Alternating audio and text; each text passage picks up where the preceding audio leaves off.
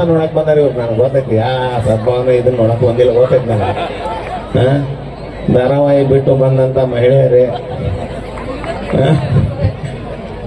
ಏನ್ ಹೇಳ್ಬೇಕಲ್ಲ ಮತ್ತೆ ನಾವು ಒಂದೆರಡು ಭಾಷಣ ಮಾಡ್ರಿ ಅಂತ ಮುರಾಣ ಬ್ಯಾಂಡ್ಲೆ ಹೋಗಿನ ಅಂತ ಕೇಳೋಲ್ಲ, ಒಂದೆರಡು ಮಾತಾಡ್ರಿ ಅಂತ.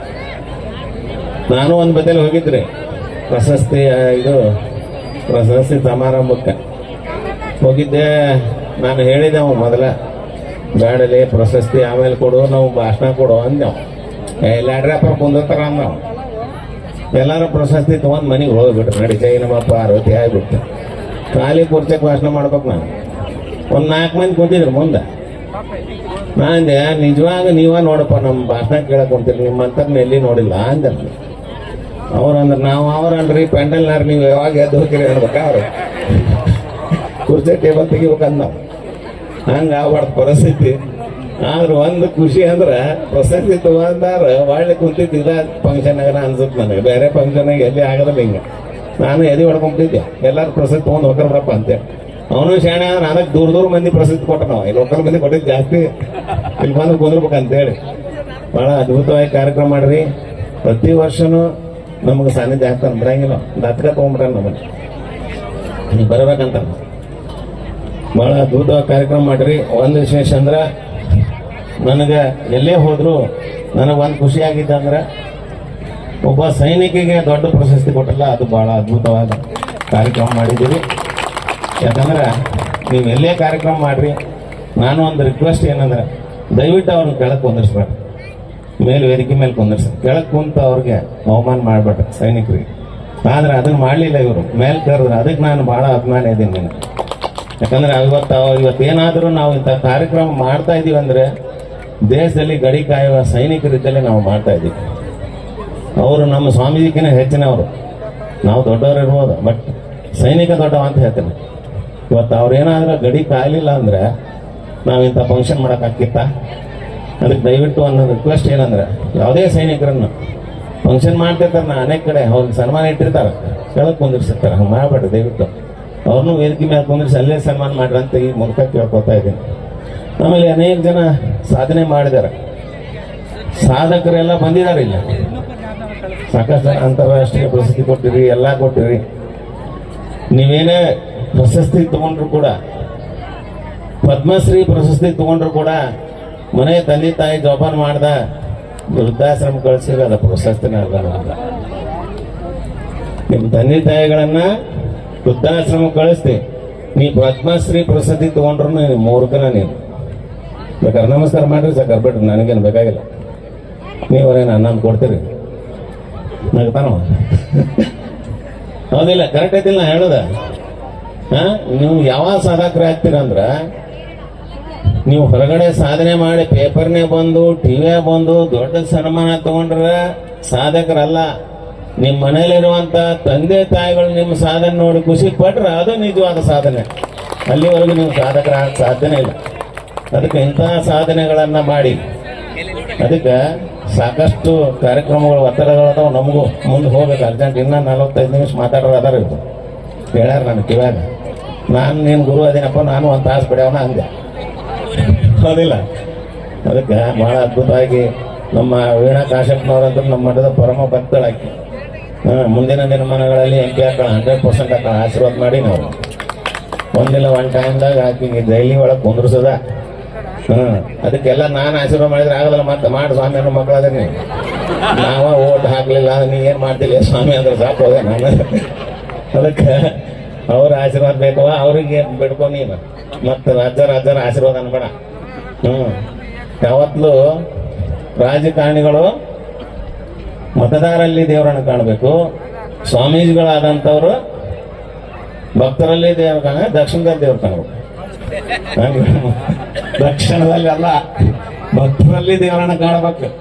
ಅದೇ ರೀತಿ ಕಲಾವಿದರು ಕಲಾ ಪ್ರೇಕ್ಷಕರಲ್ಲಿ ದೇವರನ್ನ ಕಂಡಾಗ ಮಾತ್ರ ನಿಜವಾದ ಸಾಧಕರಾಗ್ತಾರ. ಅಂತ ಒಂದು ಶಕ್ತಿ ಸ್ವಾಮಿ ವಿವೇಕಾನಂದರ ಎಲ್ಲರಿಗೆ ದಯಪಾಲಿಸಲಿ. ಈ ಸ್ವಾಮಿ ವಿವೇಕಾನಂದರ ಬಗ್ಗೆ ಹೇಳ್ಬೇಕಂದ್ರೆ ಬಹಳ ಅದ್ಭುತವಾದ ಜ್ಞಾನಿ ಅವರು. ಒಬ್ಬ ಒಂಥರ ಮೂರ್ತರ ಇದ್ದಾವ. ನೀವಂತೀರಿ ಇಡೀ ದೇಶವನ್ನ ಸುಧಾರಿಸ್ಬೋದು ಅಂಥೇಳಿ. ಈಗೆಲ್ಲ ಕೆಟ್ಟ ಹೋಗೈತಿ. ಎಲ್ಲ ಕೆಟ್ಟೋಗೈತಿ, ಇವಾಗ ಏನು ಸುಧಾರಿಸಕ್ಕಾಗತ್ತೆ ನಿಮ್ಮಿಂದ ಅಂದವ ಒಂಥರ ಹೋಗ್ತಾರ. ಸ್ವಾಮಿ ವಿವೇಕಾನಂದ್ರ ಅಂದ್ರು, ದೇಶ ಸುಧಾರಿಸುತ್ತೋ ಇಲ್ಲ ಗೊತ್ತಿಲ್ಲ, ನೀನೊಬ್ಬನ ಸುಧಾರಿಸುವ ಒಬ್ಬ ಮೂರು ಕಡಿಮೆ ಆಗ್ತಾನೆ ಜಗತ್ತಾಗ ಅಂತಂದ್ರು. ಅಂತ ಒಂದು ಶಕ್ತಿ ಪಡೆದಂಥವ್ರು ಸ್ವಾಮಿ ವಿವೇಕಾನಂದರು.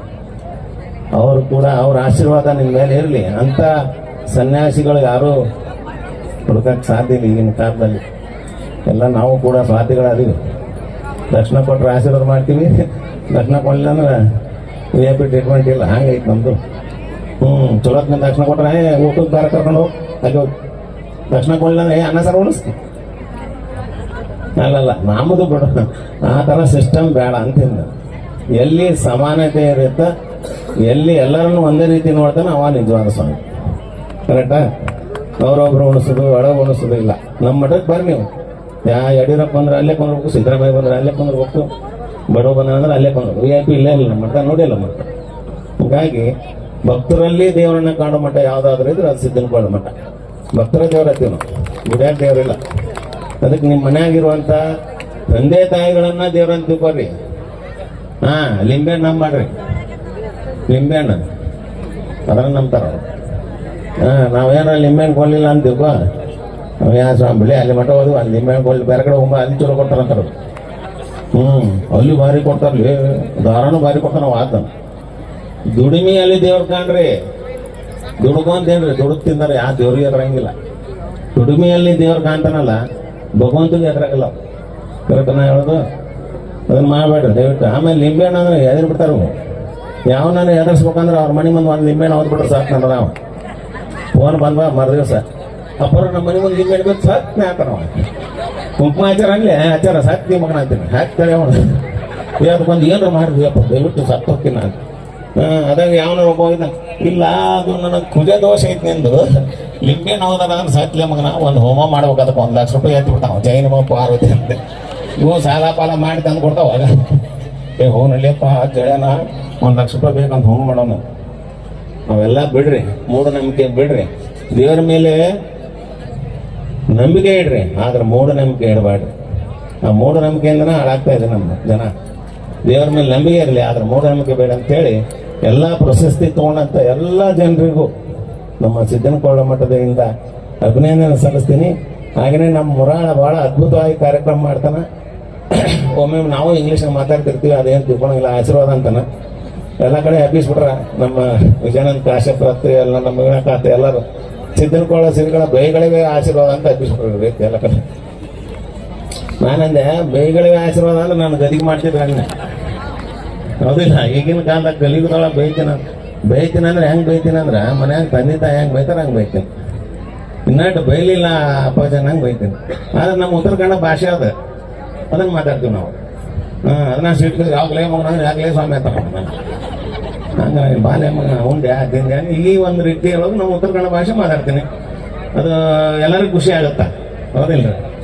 ಅದನ್ನ ಸಿಟ್ಟಿಗೆ ಹಾಕ್ಬೇಕು. ನಂದು 3 ಪುಣಿತಿದ್ದೆ ಹಾಕಿತ್ತು, ಗದಿಗೆ ಮಾಡಿ ನಾನು ಹೌದಿಲ್ಲ. ಅದಕ್ಕೆ ಪ್ರೀತಿಯಿಂದ ಬೈತೀನಿ, ಇನ್ನಟ್ಟು ಬೈಲಿಲ್ಲ ಅನ್ನಂಗೆ ಬೈತೀನಿ. ಆದ್ರೆ ಬೇಗಳದೊಳಗೆ ಒಂದು ಸಂದೇಶ ಇರ್ತೈತೆ ಅಂತ ಬೇಯಿಸ್ಕೊಂತಾರ. ಅದ್ರೊಳಗೂ ಒಂದು ಸಂದೇಶ ಇರುತ್ತೆ. ಇಲ್ಲ ಅಂದ್ರೆ ಈಗಿನ ಕಾಲದೊಳಗೆ ಯಾರಿಗೂ ಬಗ್ಗದಲ್ಲ. ನೋಡಿವಾಳ್ ಏನಂತ ಸ್ವಾಮಿ ನನ್ನ ಮಕ್ಕಳು ಭಾಳ ಅದಾರ ಹೌದಿಲ್ಲ.